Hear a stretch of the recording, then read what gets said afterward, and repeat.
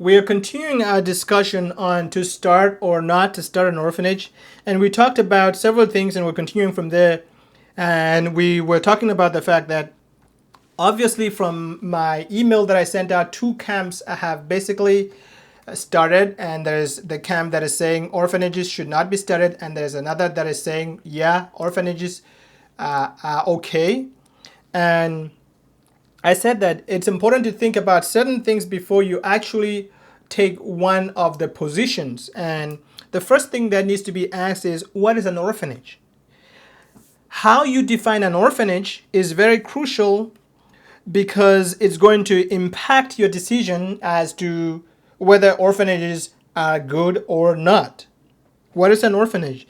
I said in the last video that I've seen orphanages that have 5 children and a couple that care for them, and I've seen orphanages that are 500 children. So what is an orphanage?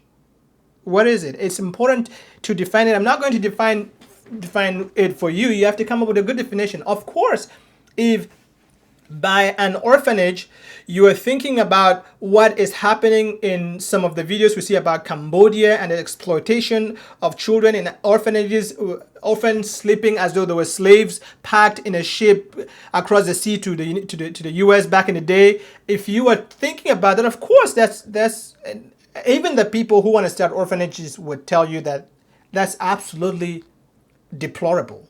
So defining what an orphanage is really important. By saying no orphanage, do you mean also that if somebody wanted to have a home for orphans, that they have 10 children living in there and are getting cared for and loved by 2 or 3 people as their own children, and they take them to the farm and train them in the local culture just like with just like other children, and they love them like their own biological children and treat them, but they're all 10 orphans, and they have to, the local people, the local couple that take these 10 children.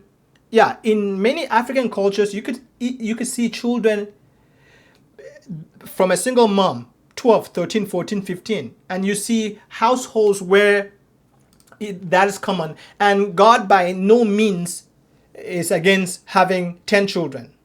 Okay, or in fact, children are a gift from God. So when God gives, and God does give children to some people that if I were God, I would be wondering if I should give children to. So it's important to think about those things. I'm having a problem with my pen here. I wonder what's going on, but we're going to keep talking without it. And okay, give me a second to sort of check. For some reason, it's not, my magnetic pen is not picking. I think we could do the rest of the discussion without me writing. And so basically, now, so your definition of an orphanage is going to be important in the grand scheme of things as to whether you are for or against. And another question that is important to answer is, what is the best way to serve children? The easy answer to that is families. And I would say absolutely. Families are without a doubt, the best places for children to be. God put children in families, and children ought to be raised up in families. That's the right thing to do. Absolutely. Children belong in families. But you have to also ask another question. Is that the only way to serve children? Is that the only way? Like, never another method, just orphanage, just put them in families. Like, is that the only option, like in every situation? If there are other options, you have to ask yourself, is there a way to determine which option is the best for a specific child? Okay, I think that's fair. You have to ask that question if there are other options. Now, diagnosis before treatment is something that is important. And yes, there's more than one way.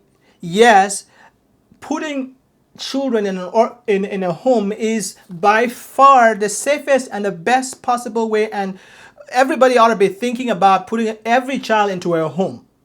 You look at a child, you have to consider the possibility of putting the child in the home. Okay, you have to. But there are some times where the orphanage, depending on how you define the orphanage, if you're defining the orphanage as a deplorable place where children are packed and filthy and completely and malnourished children live there and all that, then there's no need to save children at all, because they're just as worse off where the word compared to the orphanage. But if you have a different image of an orphanage, you'd have to maybe think differently. So yes, you have to diagnose the situation. As a medical doctor, I see this kind of thing happen with patients all the time. Medical doctors do this every day. An important thing that needs to happen when diagnosing a patient is that the doctor needs to treat every case as an individual case. You can't just have criteria and fit the child in before you see the child. A doctor cannot form a decision before he sees the patient. For example, say you're in the middle of a flu season.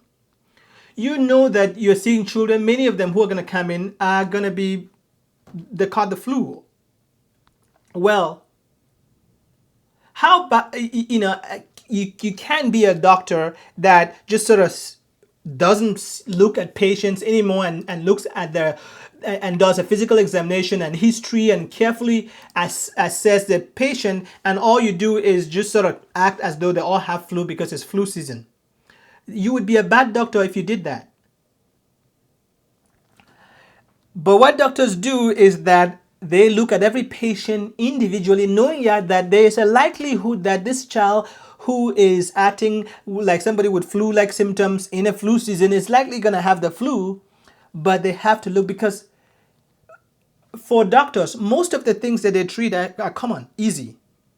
It's the 5%, it's the other things that could kill a patient that if you miss, then you're not a good doctor. Most patients, most doctor visits are simple things. The person is having a cough and they think that they have pneumonia and they don't. And then, but you have to be careful to make sure that you pick the few things that are going to kill the patient, even though most of the time it's things that wouldn't kill the patient. And so I think the same thing is true with orphan care.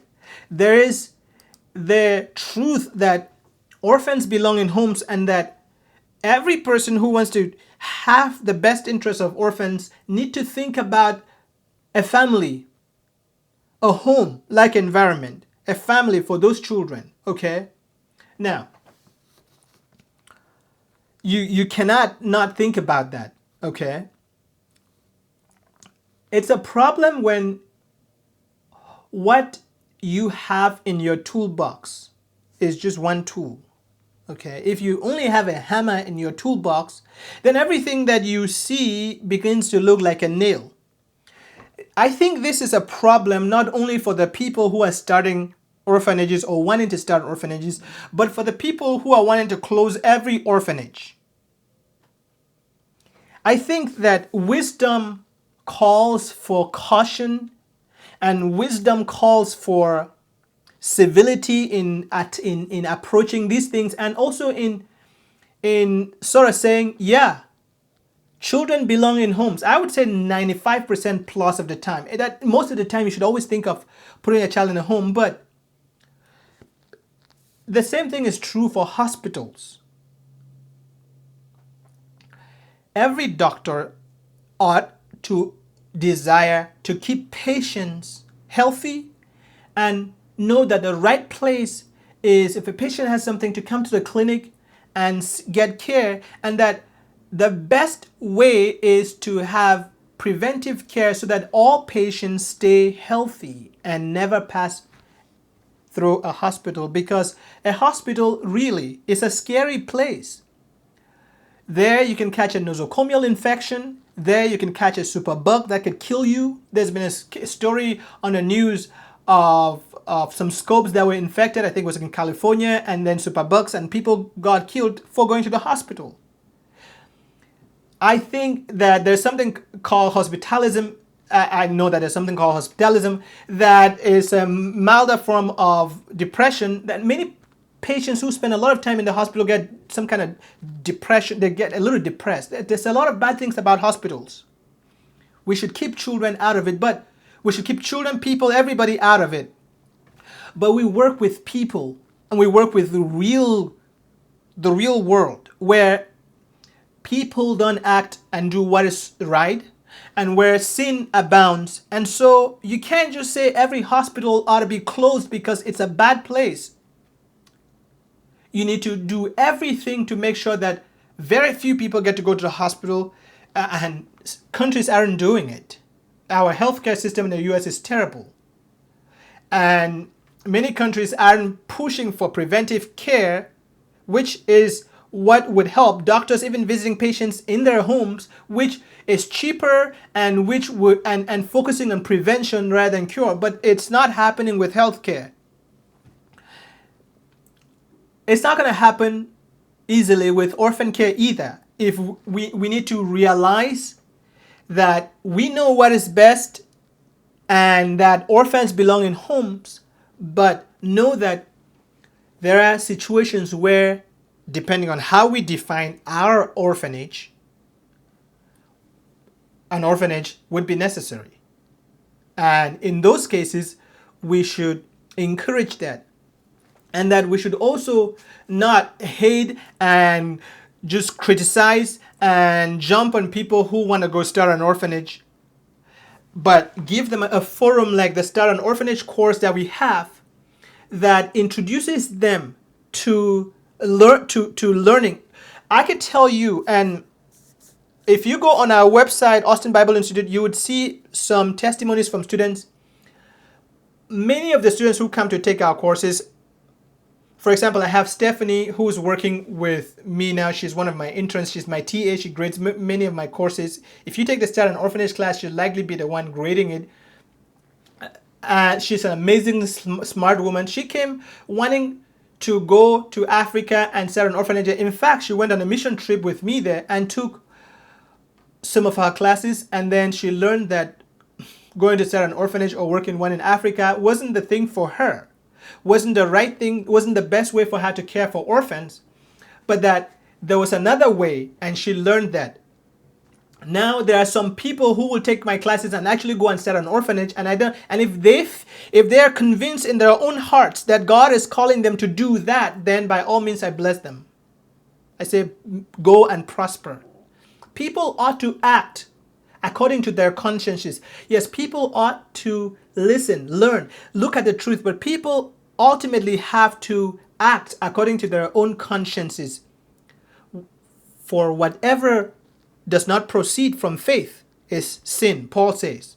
People have to act. So my courses are not there to I'm not putting a course out trying to sort of bait and switch on students and say, oh, we're going to teach you how to start an orphanage, and then I don't.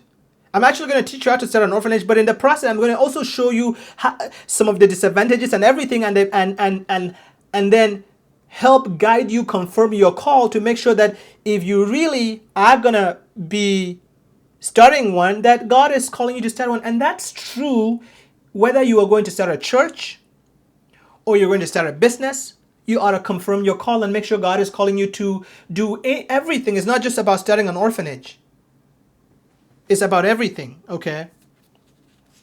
So diagnosis before treatment is important. Diagnosis before treatment is important. Always, always important, okay? And again, I want to remind you guys that we now have only 7 children in our orphanage. And something that I'm reminded of is George Mueller. Some of you would know George Mueller. George Mueller, spelled like that. It's a German name. He was a German who went to England and lived there for most of his life. And God used him. He was an amazing pastor. And then he was called to start children's homes in Bristol, in England. And he served thousands of children through his children homes, which were orphanages. Now, of people of faith, George Mueller would be, in my books and in the books of many, a legend. He was an amazing man of faith. Okay, he never even asked for donations from people. When he started his ministry, he said he was going to prove that God hears prayer and answers prayer, and he will not ask anyone for money, but he will only ask God. And he got to build several huge children's homes and served thousands of children in England. By the time he died, he had over 50,000 answers to prayer, and many of them were within the first 24 hours, and many of them were about feeding these orphans. There were situations where George Mueller would have this group of children and there was no food, and there was once he told them, let's go pray. He took the children, they went and sat down in the refectory where they would eat, and they said the prayer when there was no food. And by the time they said amen, a truck driver entered and called Mr. Mueller and said, hey, I am carrying this food, I think it was some kind of pie, but like it's not like pie, like American pie, like it was like real food pie, kind of like real food with stuffing in there. I'm carrying it across the country and my truck got bad here. They're still hot, but for me to repair this truck and take them there, there's no way. Would you like some for your orphanage? Mr. Mueller just sent people. They went and brought a bunch of them, and the lunch the children had prayed for was served from heaven. I encourage you to read about Mueller a little bit more. And so he started these orphanages. That was at least 100 years ago or something like that. Now, I want you to realize this. God has always been God on the throne. He's always been God. He's not changed. He's the same yesterday, today, and forever. Children always belonged in homes. All through. I think that I really think that George Mueller did his work. Before he started his orphanage, we have recording of him spending time really agonizing, seeking God, confirming it was God's will. I think it was God's will for George Mueller to do that. I think it is God's will sometimes for people to start orphanages. Just know that. I think it is God's will sometimes for people to start orphanages. Though they were homes, there were children, there were families in Britain at a time. Those children could all have been put into families. They could have. Yes, they could have been put into families. But that's not what happened. Please, I'm not trying to make a logical fallacy by saying, oh, because Josh Mueller it was a man of God and he started an orphanage, then orphanages need to persist and be started all times. What I'm rather saying is that we need to be people who know that there's a time for everything. There's a season. There's a place. There's a time for everything. There's a time to live and a time to die. There's a time to work and a time to rest.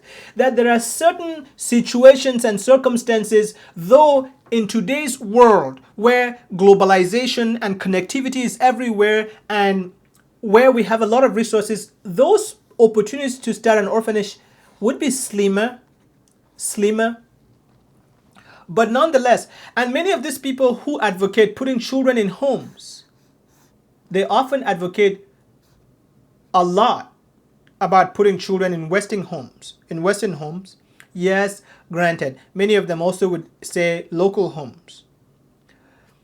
But besides our ministry, I've rarely seen a ministry that serves orphans and focuses on putting them in local homes principally. Please don't say, oh, he's saying that they don't exist. They probably do.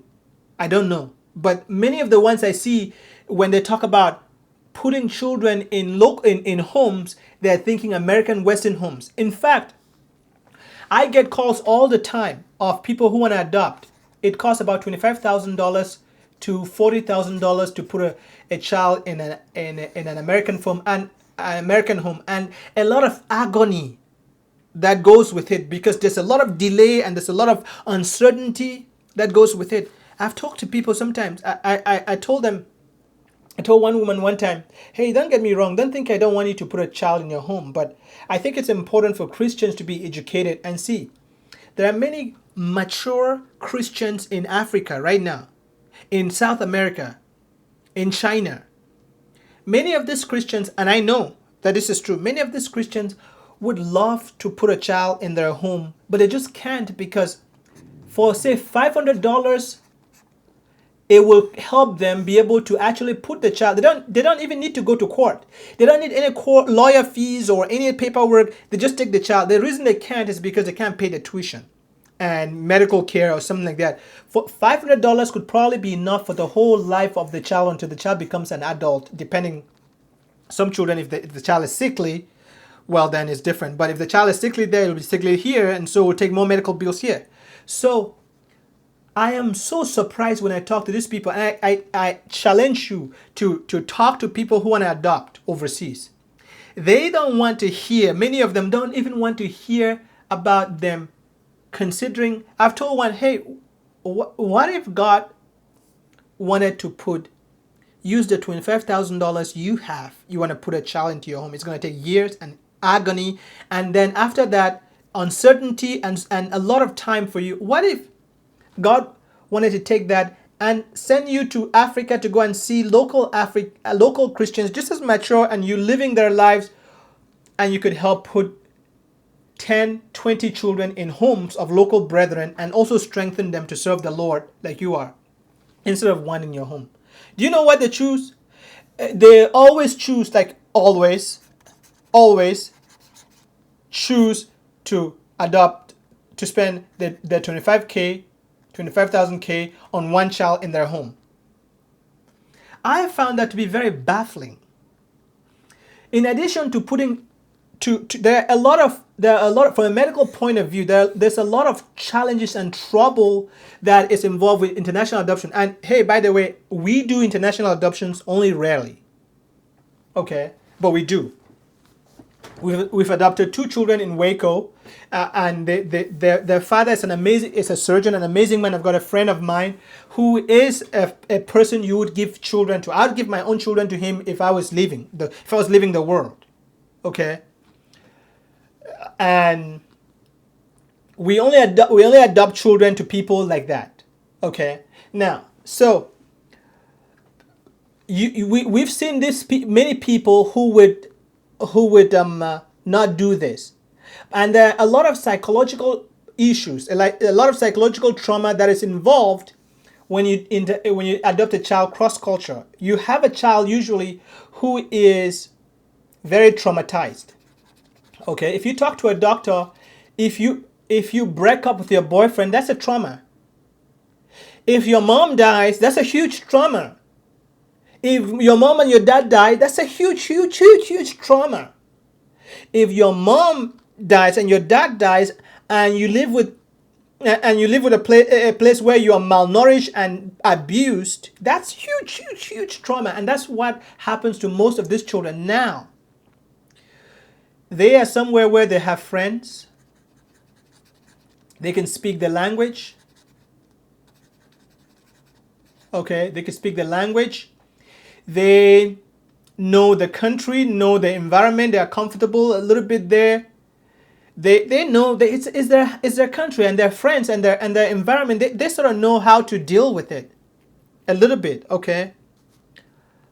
And there are people in that country, in that environment, who could take them in and treat them like their own children, but they're scared because they don't have. If you don't have much money, you can't take a child in, and then you can't send them to school. People would say, you send your own children to school and you don't send the orphan to school. But you only have money for one child to go to school, and you don't want to take the other child that you can't pay tuition. And sometimes tuition could be $15. For younger children, it could be like $50 plus, $50 to $100 for older children. And you don't want to do that. Or if you don't have much money and medical expenses are very, they will take all you have. and you don't want to take in you don't want to take in another child who and children fall sick frequently, who when they get sick you can't pay medical bills, and they say you can pay medical bills only for your own, but you can't pay for the orphan. So many local Christians who could don't want to, but they have food, they have loving home, they have a place for them to sleep. They have very few things that stand in their way. Okay, they're right there. There's a child here who's already there, and there's that family right there. And that family is usually sometimes even more mature spiritually than the American family or the Western family that wants to adopt. Please, I'm an American citizen. I love America more than any country in the world. So don't misunderstand anything as though I love. I'm trying to. My accent shows very clearly I was born outside here, but I love my country and I love people here. Nobody wants to go adopt without an amazing heart. It's just that we all suffer from the disease of ignorance in some way. And our emotions, because we're emotional beings, carry us to places we necessarily don't want to go, and we stop being logical in our thinking and be carried by our emotions. I think so. Okay, now, so this child, most of the time, and I know this than any person, well, that I can see out there. I know this because I've been there. I've grown up in that community. I have been there, okay? This child has never seen, most of them have never seen a white person. Never seen a white person before. Okay, and that's not a problem. That's not a problem, but that's important. Okay. They've never been out of their before. Out of their village, town before. And then they are brought from here and put in the arms of a loving white family that's just cuddling them and say, call me mom and dad. And the child is both apprehensive of the person that looks totally different, but again, knowing that the person is loving and kissing them, and that's good, and they sort of feel comfortable, but inside they still sort of wonder what is going on. And then the person doesn't speak their local language or understand their local culture. Now, I guarantee it, most families who adopt, and I know this because I've tried, they don't want to take enough time to understand the culture of the child so that they could relate to the child very well. They don't have the time. We're so busy in the US and in Europe. We can't take the months and years, well, not months. We can't take the years that it would take to understand the child's culture. We can't. We just wouldn't do that. We wouldn't ever consider to go and live in that environment for 5 years, get to connect with it, understand, so that we could be able to relate and understand our child. We wouldn't ever have time to do that. But the local home family doesn't have to do that. They already understand, okay? But to be able to connect with the child well, if you want to live from here and do that, you got to do that. You to be able to probably speak the local dialect to the child and let the child relate with you, cook the food that the child has known, and then maybe transition gradually. Okay, so child has never seen a burger before, has never eaten pizza before, nothing like that. Okay, and boom. Now my thing is my problems with this thing is happening again. Okay, so this child has never seen all of that, and the family is now willing to go and put what it takes to be able to make the connection happen. And so basically the child is brought in, and the child who's already severely traumatized, okay, this child is already severely traumatized. Right here, the child is amazingly traumatized. Okay. And this child now is brought overseas to a new country, America, Europe, and everything is different. People are all white depending on the neighborhood, and even if they're African Americans, everything is different. They speak a language the child has never spoken before or is not competent at speaking. The food, they go from the local food to pizza and burgers. Like, everything changes. Like, that kind of change is traumatic for an adult. Let me tell you a story about a group of volunteers I took 2 or 3 years ago to go when I first started teaching these courses, and that was only my second semester teaching some of the courses at Austin Bible Institute. And I went with Stephanie and some other girls, and there were five of them. And girls happened to be the people that go overseas more to do orphan care. I went with five people from here. They were all girls. So we went. I am an American citizen. I'm a medical doctor, and I went with them. We were in a village, and the hospital was 1 block away, walking distance less than 5 minutes, and the place was like a palace. There were there was a car, a car could come right in front of there. There was a tarred road like 10 minutes away, and within the first 2 days, we had these people, Stephanie, and Stephanie works with me right now. Okay, so she would know this, and many other people. They were crying. These five girls, like within 2 or 3 days, I was there with them. I was like, what the heck is going on? Like, one of them was crying, like in tears, in an open market in called Bamenda. She was weeping because there was no internet access. Within 2 or 3 days, she had a boyfriend that she had left in Austin. She was like weeping. Like, this lady was 33 years old. Okay, she was weeping.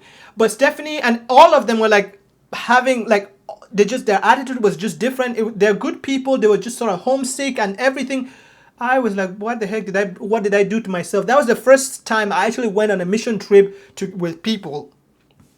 The other times they were going, I wasn't really there with them. I actually went with them. I was like, what the heck is going on? Like, and now if you can think about adults, all of them adults from the United States who have taken classes. Some of them have taken classes and been trained about what to expect before they went. If they were acting like this, can you imagine a young child who is brought to America? And we have watched television. We know what Africa is. In fact, what they saw was not the worst of Africa. It was like a village in the U.S. would be. The roads in the U.S. would be like the roads were wonderful. They could have pretty much each of them had a cell phone. Like when they were weeping like this, each of them had a cell phone. And I was sort of I just didn't know what to do now. Again, I'm comparing that with what happens when you bring a child like that. The level of trauma is so much so that it is it's amazing. It's mind-boggling amazing. But we have people choosing to do that. So most of the people who advocate for putting children in homes, I love them like my brothers and sisters because they are. I would also want to see a situation where we focus more on local homes and put the money there and switch a lot of the money that is going in $25,000 to $40,000 a pop of God's money that is being used to, and then sometimes you still have cases that after spending, there's a case that a family has spent over $100,000 and they still don't have the child in their home. There's a government, the government of Congo, a country in Africa, has frozen everything, and is a lot of heartache and trauma on the family. $100,000 away, and the child is still not with them. But a local family didn't even need to sign any papers. The child will be there, being loved. Christians also that are mature. So I think we need to think about those things also. So now let's come back to George Mueller and what we're talking about him. I want us to remember that it is important that we don't do what people often do. The younger generation often looks at their parents and ancestors as if they were stupid or had no sense. Teenagers today look at their parents and they think that there's some like they're just not in touch with reality. when we look back and see some of the work that God has done through people like George Mueller, it's important to make sure that we do not despise it.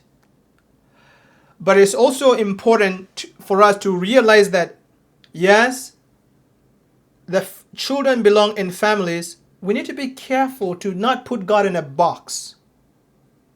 Okay?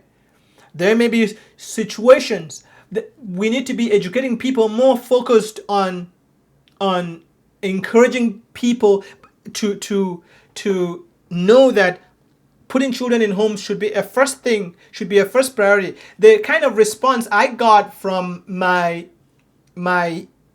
post would I do not want to put words in the mouth of people, but would make me think that there was a jumping to conclusions which was seen clearly, but also in our quest to sort of help people not put children in homes, we are going too far as to almost, if we were God, if we were God, we would just make every orphanage disappear, or sort of like just force the people who are in orphanage, who run orphanages, to just sort of see what we are saying. But God doesn't do that.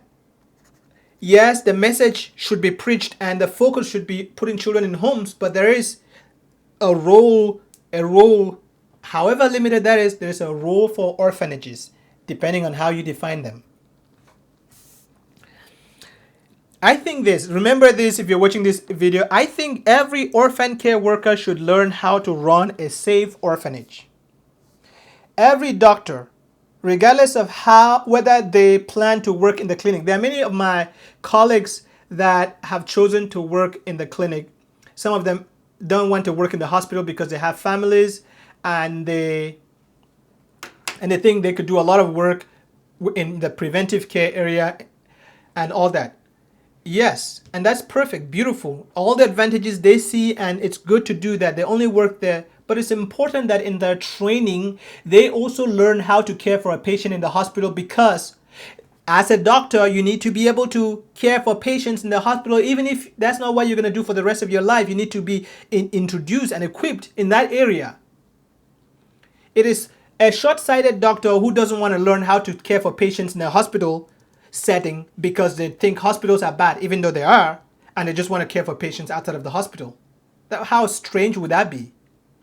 I think even though an orphanage setting is not the best, and most children, 95% plus, should be put in homes, I think that there needs to be discussion on a very safe and effective model of orphan care for today that allows and equips people so that in cases that they believe God is really calling them to, they can start a safe and effective orphan care with small child to worker ratio, and that is safe and very safe. Instead of trying to preach the message of closing every orphanage, preach the message rather of moving everybody to see the truth about putting children in homes, but equipping people who really see the truth and feel called and see that their area and their group of orphans deserve to be in an orphanage setting, to start a very safe and effective home that avoids some of the harm of institutionalization. It's not every house that has children that causes the harm of institutionalization. Okay, it's not like that. You can have 10 orphans in a home and be managed and run and have people live in there and love and treat children as their own biological children, and have it done in a way that the children wouldn't have any psychological problems. Because, I mean, families have 10 children all the time. But that would be an orphanage, because it's two people caring for orphans. There's no, I think it depends. You have to spend time to sort of spell out. I think the focus needs to be on the conditions that cause harm in orphans, rather than close all orphanages. No, like The standards need to be so high and need to be preached so much that an orphanage as it exists today in many parts of the world wouldn't be able to exist, because not because it's an orphanage, not because of the name on the door, but because the standards are so high that they don't meet it. If you don't meet the standards, you should close. Not because you are called an orphanage, but because your standards of health care, of child care and health care and all those other things are not high enough. That, my friends, is what Austin Bible Institute preaches a lot. Our goal, our belief is to raise the standards of orphan care so high that they are no different from the standards of a mom and dad having children and the way I live with my children. If we do that, I could put an orphanage sign on my home, and my wife and I are in there with my biological children. I could care less about that. Or the children living in my house could be 10 children that are orphans that I have brought in, and I could put an orphanage on the door, care less about that also. The key focus should be the standards of child care. The standards of child care need to be preached and promoted and pushed. Then people be judged by the standards, because the standards are the truth. There is science behind it. But so if somebody wants to start if somebody wants to be involved with and have a group that has families taking care of children, well, they just need to make sure the care and the love and the connection is the same. And most orphanages that are hurting children around the world will be out if standards are exalted. Saying close orphanages, all orphanages, is offensive to the people who run orphanages, and when you offend people, they don't listen to you. And I'm not saying this because I'm afraid of being offended, because I have all but closed the orphanage we started from 85 children to 7, and the reason our orphanage, again, like I said in the first video, is a transitional home right now. It has 2 people and 7 children. It's a ratio of 1 to 3.5. That's an amazing ratio. Daycares in the U.S. here that care for many people's children Monday through Friday from 7 o'clock to 5 o'clock. People who go to work. There are children in the U.S. that spend that much time, 7 to 5, Monday through Friday in a daycare setting. The child ratio is not that good. The only other difference, so I think we need to focus on what is right and preach the right message. High standards of orphan care. High standards of orphan care, and not simply orphanage or no orphanage. High standards of orphan care. And then disqualify people because they can't provide those high standards of orphan care. They either reform and provide those high standards, or they don't. That, my friends, will be really good. I think doing that will avoid a lot of misinterpreting people's viewpoints and things like that. Now, to sort of conclude here, I've said so many things in this almost 2 hours of video. I've said that doctors need to make every effort to practice preventive medicine and keep patients out of the hospital. And that's because hospitals are bad places to be. They're expensive. They're dangerous. You can catch a nosocomial infection, super bug. You could become depressed. Hospitalism when you stay in the hospital. But the solution is not that we should close all hospitals, even though they're bad. That I've said that people like George Mueller have been used, and their orphanages have been used to transform the lives of many children. And that God has used orphanages. But I say it loudly and loudly and loudly and loudly. Orphans are best raised in homes. Children, not just orphans, all children are best raised in homes. So, yes, something inside of me my whole heart wants to see every child in a loving home. But we need to also understand the reality of the evil world we live in and of the circumstances created in many different places, that certain conditions would demand an orphanage. Like our transitional home, it's an orphanage. If I take a child who has kwashiorkor and it's a really bad disease, it could kill a child like fast, okay? And go and put them in a local home in the village, that local family can't take care of the child. And so being nursed back to health in the orphanage is a good thing. Children who are in the process of being adopted, like one of our children in the orphanage there, whether it's local adoption or international adoption, is there. There's another child, Genesis, and I'll talk about Genesis a little bit more and some other children as examples for in our course in how to start an orphanage, as I'll use them as examples. But Genesis had his two legs sort of broken and reconstructed because he was malnourished and then wasn't fed well. And that sort of led there. I'm not going to tell the whole story here because there's no time. But we had to do that. Genesis couldn't for children like Genesis, there are certain times when they need to live within a home like our Shaping Destiny Children's Home, which is an orphanage. Always has been an orphanage, still is an orphanage. But if you go in there, you wouldn't ever tell it's an orphanage. Okay. I think, again, we need to view things like that. And we need to be careful not to look badly on a person who's starting an orphanage or who has an orphanage and start saying, oh, they are sorely mistaken. Without even taking time to know the conditions. And it's important to preach the truth. Let God work on the hearts of people to do the truth. Some Christians, if they had a way, would basically get law enforcement to close orphanages to close orphanages and close organizations. In fact, some have been done like that. And they'll say, oh, they're not taking care of children well.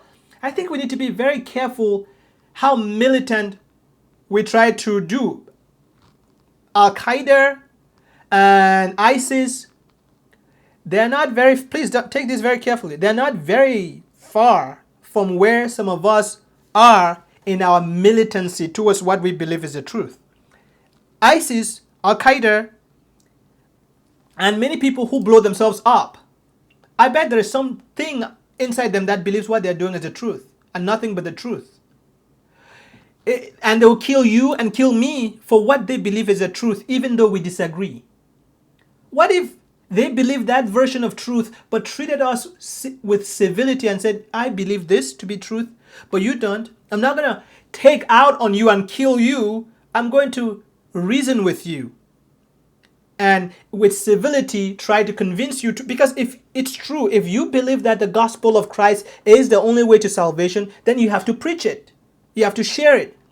If they believe that Allah is the only truth and everybody needs to convert, they have to preach it. Their consciences condemn them. They have to preach it. But what if they start killing people to be Muslims?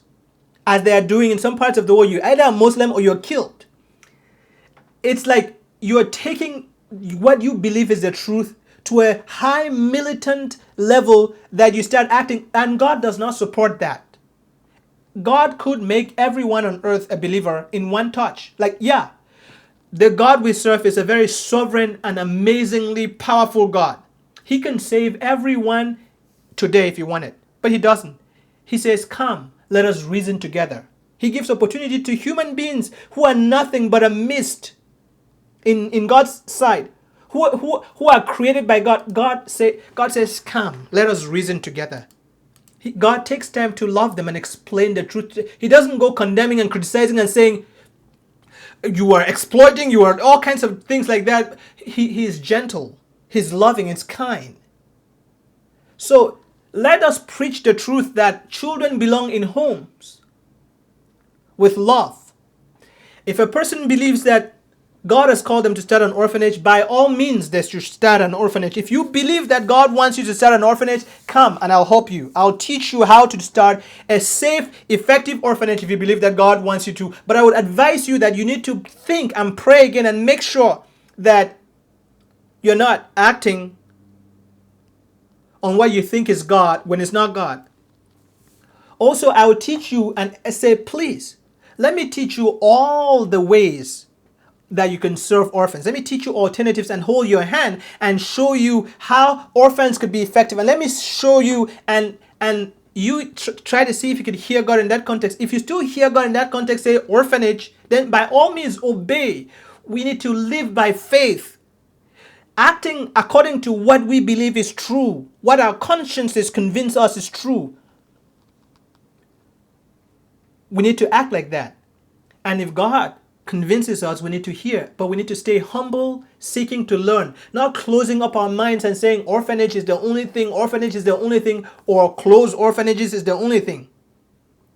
If we preach a message that closing orphanage is what should happen, if God really saw a situation in a part of the world and wanted an orphanage started there, should he come and take permission from us to do that, or should he just go ahead and do it?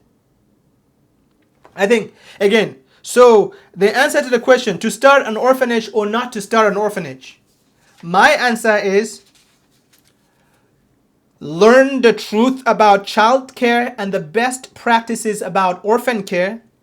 Realize that the best place for a child to be raised is is a home, a family in their own culture, not in a different culture. It's a home, because orphans already are traumatized too much that when you change cultural settings and change foods and their families at the same time, that's too much rain to fall on a thirsting soul in one day.